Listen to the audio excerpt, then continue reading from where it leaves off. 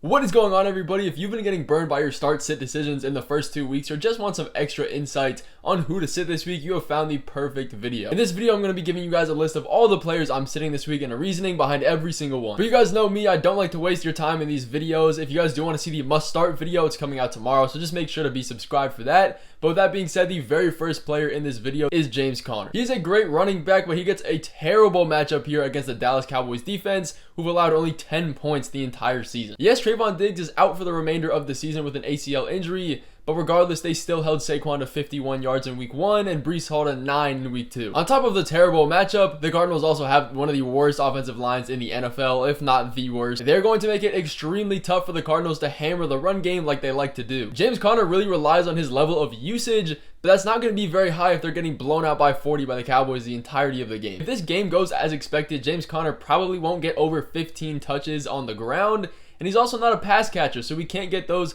dump offs to give us some extra fantasy points in PPR league. This offense is going to be insanely hard to trust. Honestly, I would sit every single player on the Cardinals, maybe outside of Zach Ertz, just for the fact that Josh Dobbs is not going to have a lot of time in the pocket. So maybe he'll just dump off to Zach Ertz really quick and give him 10 targets, 10 receptions like he's been doing for the past 2 weeks. But regardless of that, I do not like this matchup for James Conner. And if you're going to sit him, this is going to be the week to do it. But the next guy on this list I am staying away from in week 3 is Dandre Swift. He came out and looked amazing in week 2. If any of you guys said you expected Dandre Swift to get 200 yards on the ground almost, you gotta be lying. But I don't think it's completely safe to just throw him, set him, and forget him into our lineup for week 3 because Kenneth Gainwell potentially is coming back this game. Now, Gainwell is still questionable to return, but if he does end up playing, Swift is a must-sit for me. But on the other side of that, if Gainwell does miss this game, go ahead and start Dandre Swift. Now, he's not a strong start because of the amazing Tampa Bay defense they're going up against, but he's in a better situation. But we know this Eagles backfield likes to utilize multiple running backs when they do have the availability, and he might be the one to have out of all of these running backs that are healthy because of his PPR upside, but the Eagles do not throw checkdowns very often, and if everyone's healthy, it's probably going to be a 50-40-10 split between Swift, Gainwell, and Boston Scott. The Tampa Bay Buccaneers have the 6th best defense against fantasy football running backs, and the Eagles just have been coasting for the past few weeks, relying on their run game because of the success they've been having recently, but that probably is going to come to an end here. This could very well end up being a temperature check game for the Eagles where they end up airing the ball out in a usual volume, which they haven't been at all season. On top of that, Dandre Swift isn't the best pass blocker compared to other running backs in this backfield, so that might limit his field time a little bit as well. Just monitor the Kenneth Gainwell situation for week 3. If he is in and playing,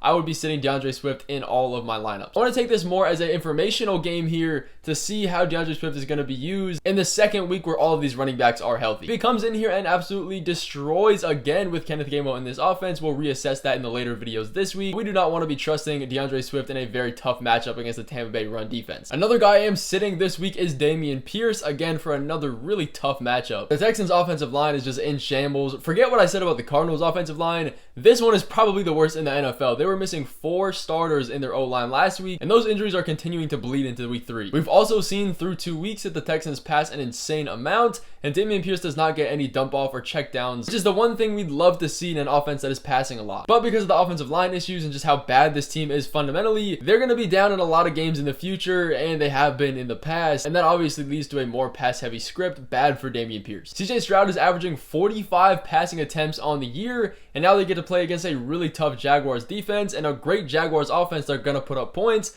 so they're not going to veer away from this pass-heavy script, which isn't good for Dameon Pierce. But even on the ground, his rush game is not looking good. He averages more yards after contact than he does actual rushing yards, and this might seem like a good thing, but it's really not. It just means he's fighting to muster up as many yards as he possibly can just to get back to the offensive line to gain yards. Jaguars have also only allowed 90 rushing yards on the season to opposing running backs. And another point to this, which might not seem like a huge deal, but Mike Boone is coming back into this offense after missing week 2, and he gets a majority of the receiving work. And this backfield was a complete full-blown committee, and that's probably going to continue here in week 3. Pierce could possibly be saved by a touchdown, but this is a very, very bad matchup we don't really want to be targeting. He hasn't topped a 50% snap share all season. He's not the 3-down workhorse back we thought he was going to be. Again, the Jaguars are favored by 10 points to beat the Texans. Not a very good run-heavy script for Dameon Pierce. The next player we have to be sitting in week 3 is Tyler Lockett. Last week we were going through and starting him, which ended up being a really good decision because he got 10 targets for 8 receptions and 2 touchdowns, absolutely smashing a 25+ point week.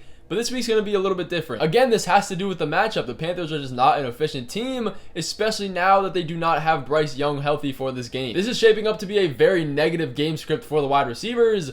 If the Bryce Youngless Panthers do not end up doing good, the Seahawks could go up big, and that would mean less usage for the wide receivers. And this isn't a good sign because the game already has one of the lowest implied team totals of the week, and the Panthers defense against wide receivers this year ranks 3rd best. Especially if we have Kenneth Walker looking like a super efficient and viable RB1, they're going to be using him. There's no need for them to stress the wide receivers. But even if that weren't to happen this game and it would stay close, DK Metcalf did miss a little bit of time during that game after taking a big hit, and when DK was out of that game, that is when Tyler Lockett saw a lot of his usage and his touchdown. And there are 3 potential wide receiver ones in the Seahawks offense. You're gonna need Geno to pass for over 300 yards and multiple passing touchdowns for them all to be safe startable guys, and that's just not going to happen every week, especially when they get a tough matchup against the Panthers pass defense and their offense isn't going to be too efficient in the first place. Another guy we should be looking to sit in week 3 is Khalil Herbert, and this is one that I'm pretty strong about. This is tough because over the past few weeks, Khalil Herbert has been getting phased out of this backfield and not seeing the amount of usage we expected. Roschon Johnson is becoming the guy to go to for the Bears on 3rd downs, 2-minute drills, and the receiving game, which has proven to be probably the most efficient sector of the running back usage in this offense.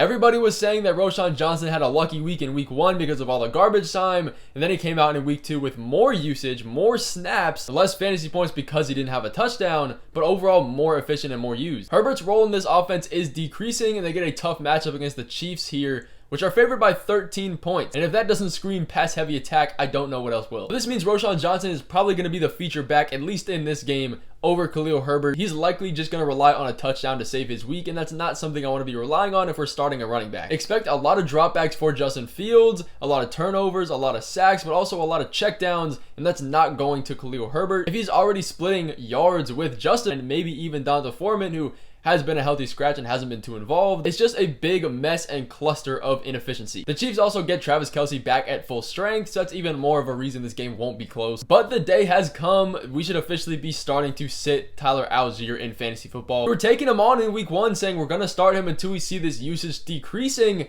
and in week 2, that is exactly what we saw. Bijan Robinson's snap share went from 60 to 70 from week 1 and 2 in a game that was close the entirety of the way, so there's no garbage time snaps to feed out here. And on the other side, Tyler Allgeier's snaps went from 60 to 40, and he was completely phased out of the receiving game for Bijan Robinson, getting 0 targets. Bijan is becoming the #1 running back like we expected, and in a 2-week sample size, it is not looking good for Allgeier. You can't be trusting a below average offense to move the ball enough to where both of them can be relevant, especially if Bijan is taking the majority of this work moving forward. There should be better options on your bench and even on the waivers, but if you have any specific start-sit questions, feel free to just pop them in the comments. I'll be answering all of them. But moving into the tight ends here very quickly, do not be starting Gerald Everett. He really, realistically could be on the waivers. The reason we're not starting him is dating all the way back to last season's stats. Somebody might be saying, well, Austin Eckler is missing this game, so that's more target volume to be spread out for these receivers and Gerald Everett. But you cannot be more wrong because last season, Mike Williams and Keenan Allen combined for 11 missed games total on the year,